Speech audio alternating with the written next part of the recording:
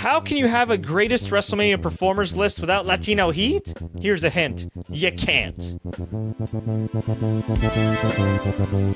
What's up, everybody? This is Fred Richani of the Sports Courier, your home for pro wrestling news updates, reviews, interviews, and everything in between. If you're new here, I'd appreciate it if you'd subscribe.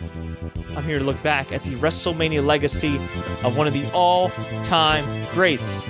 Some people call him the Latino Shawn Michaels.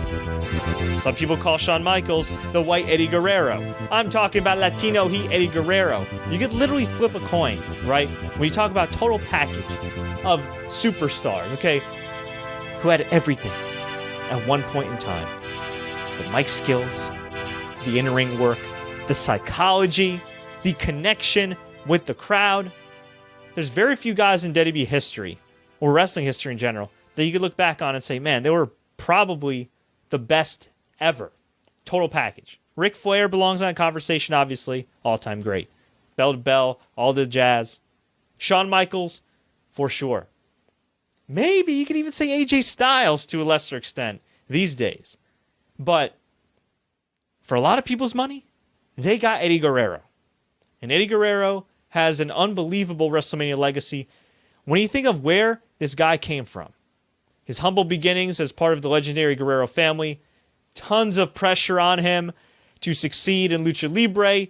He chose to go to America, make a name for himself there, and he became a huge, huge star, but not without controversy, not without issues. For those that don't know, I'll give you the Cliff Notes version of his life as far as the trials and tribulations. I mean, man, I remember being a kid, being online, early days of the wrestling websites, and just holding my face, head in my hands, thinking, how is Eddie Guerrero going to screw up next? 99, he got into a bad car accident, damn near killed him, damn near ended his career. 2001, fired by the WWE. Drug issues, all kinds of ish. Ended up rehabbing himself in more ways than one, and was accepted back into the WWE in 2002. Fun fact, he was on the very first Ring of Honor show. And yeah, the rest is what they say history, and we're going to cover just a small part, but a small and big part of his history. Obviously, he had a huge career spanning, 2 decades and everything, but we're going to focus on his WrestleMania career here. Let's go to Eddie Guerrero's WrestleMania debut, WrestleMania 2000, the only WrestleMania card to not have any straight-up one-on-one matches. Yeah, it was a crazy time in the business. It was a stacked card. They wanted to get everybody on the show. So every match was literally a tag match or battle royal or fatal four-way, triple threat, whatever. It was kind of all over the place, but it was a memorable show. And Eddie Guerrero, making his WrestleMania debut, he had debuted a few months earlier with the Radicalz, Chris Benoit, Perry Saturn, and Dean Malenko, all walking out of WCW at the same time. And that was really, I think, the death blow for WCW. I mean, there were several death blows, but as far as from like a morale standpoint for wrestlers backstage, based on what was reported by Figure 4 Weekly at the time, Wrestling Observer, Pro Wrestling Torch, you name, whatever the media outlet was covering WCW in depth at the time, that from a morale standpoint, that might have been the death knell, because those 4 guys were considered the underappreciated workhorses, the heart and soul of WCW, and they left to go to WWE. And Eddie Guerrero here, kind of like a lot of the Radicalz, was still trying to find his footing.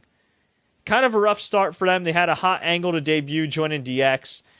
There was a moment in time when Triple H pinned Chris Benoit, first night in, pinning him. That was kind of lame. Eddie Guerrero, I recall doing a couple jobs here and there. It had an elbow injury as well. It was a bit of a rough start, bit of a rough patch for Eddie Guerrero here. But he teamed up with Perry Saturn and Dean Malenko to take on Too Cool, Grandmaster Sexay, a.k.a. Brian Lawler, and Scotty 2 Hotty, along with Chyna. And while this match was nothing to write home about, Too Cool and Chyna got the win, this set up a great romance storyline between Chyna and Eddie Guerrero that led to the legendary Latino Heat character. And it was just great, great stuff. If you've never seen it, go back and watch it on the WWE Network, or go watch it for the first time, I should say. Tremendous stuff, and nice little WrestleMania debut for him. WrestleMania 2001, aka WrestleMania 17, the first WrestleMania Stadium show in God knows how long for WWE, It was the tail end of the Attitude Era, a week before WWE had purchased WCW, so this was a pretty monumental show. From top to bottom, a great show. And Eddie Guerrero took on an underrated wrestler by the name of Andrew Test Martin. God rest his soul. He's unfortunately no longer with us, as is Eddie Guerrero. So it's kind of hard to watch this match, if you're going back now and watching it, but it was a good little match, and it was for the European title. So Eddie Guerrero got the win here, won the European title from Test with the help of his Radicalz stablemates again.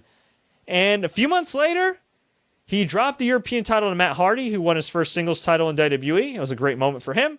Not a great moment for Eddie Guerrero because it signaled the beginning of the end, and he would later be released by WWE due to drug issues.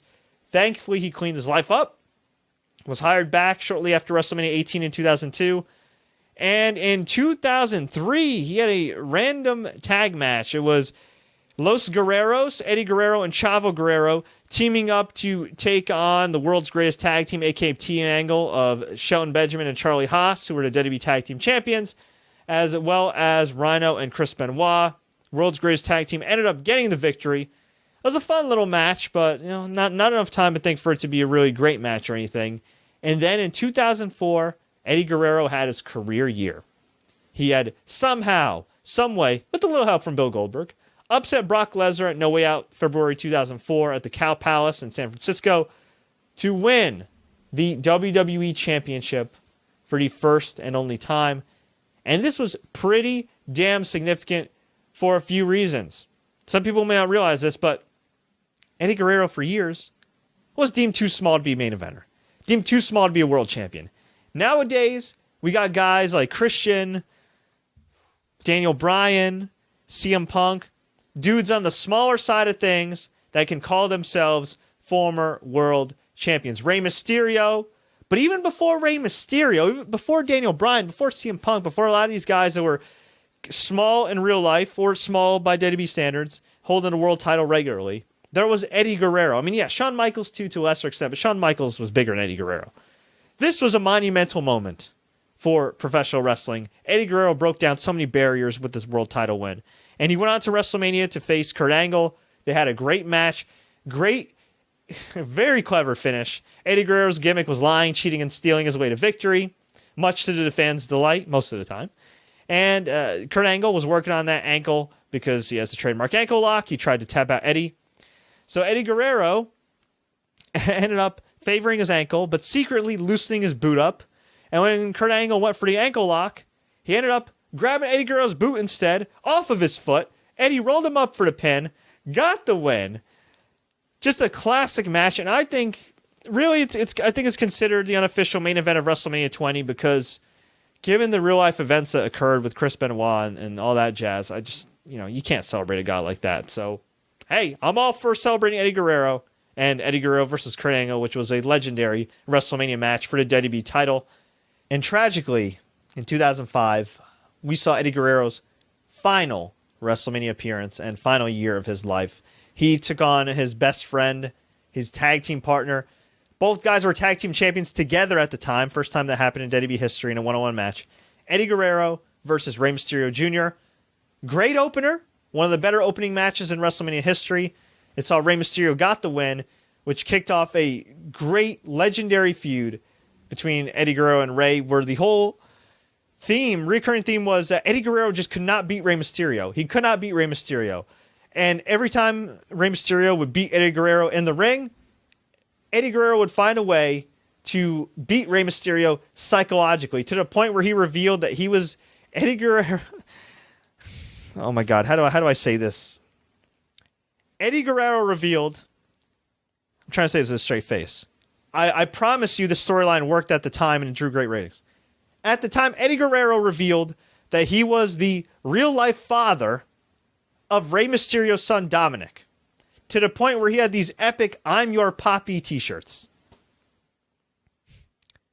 And the feud culminated with Rey Mysterio beating Eddie Guerrero yet again on pay-per-view at SummerSlam 2005, winning sole custody of his son. True story.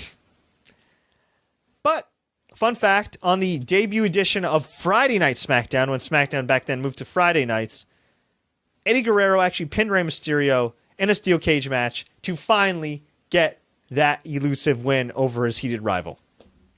Unfortunately, a couple months later, he passed away, and very unfortunate, way too young. I believe he was 38 years old. But wrestling was his canvas.